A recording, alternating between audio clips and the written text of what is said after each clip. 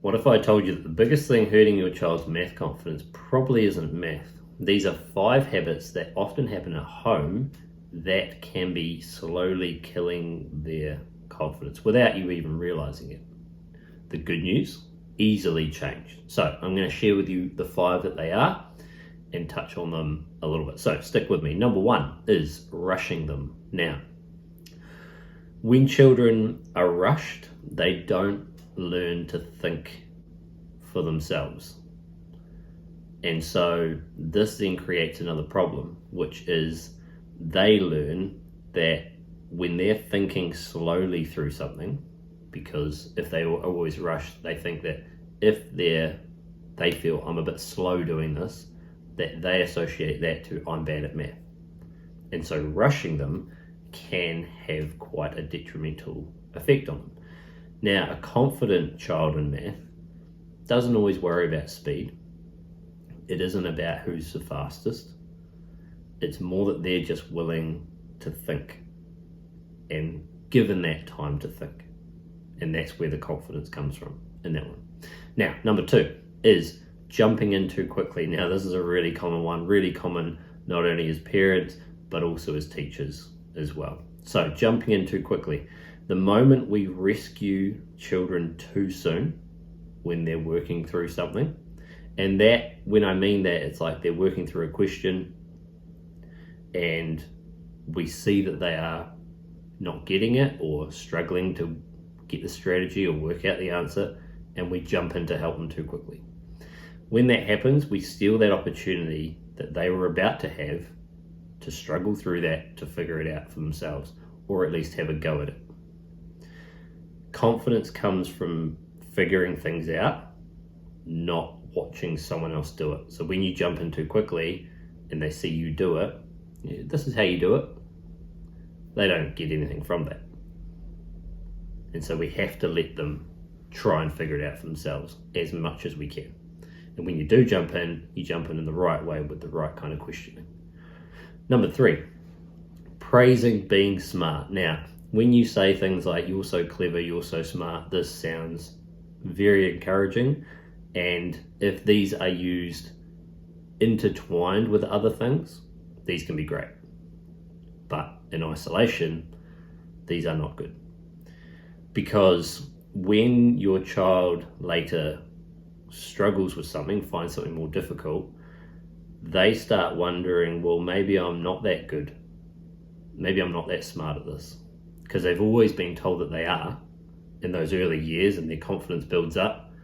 And the second things get harder, which naturally they do in school with math, they start to struggle and no one's telling them they're smart anymore. And then the confidence drops and they think, oh, maybe I'm not that smart anymore. I don't like this subject now. And so we have to focus in on praising the effort, the persistence, the strategies that they're using, focusing on those things rather than just the end result, just with those statements. Number 4, focusing on the right answers only.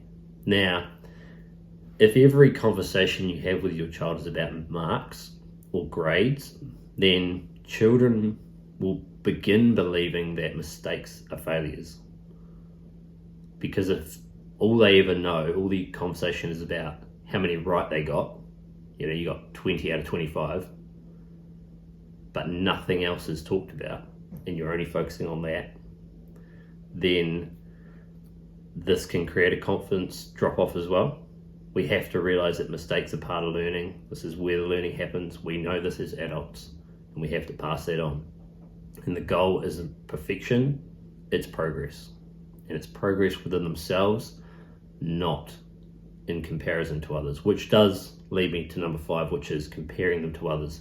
So comparing them to a sibling, comparing them to other classmates that you know, comparing them to even ourselves as adults, and maybe what we were like when we were their age. A really common one I hear is parents often saying, I wasn't good at math, so this might be why you're finding it hard. Those sorts of things, they aren't helpful. And so comparison is one of those things that it'll quietly chip away at your child. You won't see it instantly. They won't just suddenly, drop off in confidence, that kind of thing. It'll slowly chip away. And we have to realize that every child learns at a different pace. And that's why it isn't always about speed. That it does just take time. So those are the 5. It's important to note though that none of the habits that I've shared there make you a bad parent. That's not what I'm here to do. I'm here to just share you tips and advice on how best to help your child in this subject. As a teacher and a tutor of math, I'm here to help you in how best to do this, how best to support them at home. And so I know that you're coming from a place of wanting to help and wanting to support in the right way. That's what I'm here to do, just to tell you how to do that and how to do that in the best way. Small changes, so if you noticed out of those 5, something small that you do, maybe think that you do, small changes can make a big difference. So maybe just make one small change next time you are helping your child at home with this subject. So over the next 5 videos that I'll put on this channel, the next 5 short ones that I'll do throughout the week, I'm going to focus in on those 5 things, but a little bit more detail and a little bit quicker. So it'll give you a little bit more insight into that as well. So subscribe to the channel so you can keep up with that. Like the video, comment below, and I'll see you in those videos.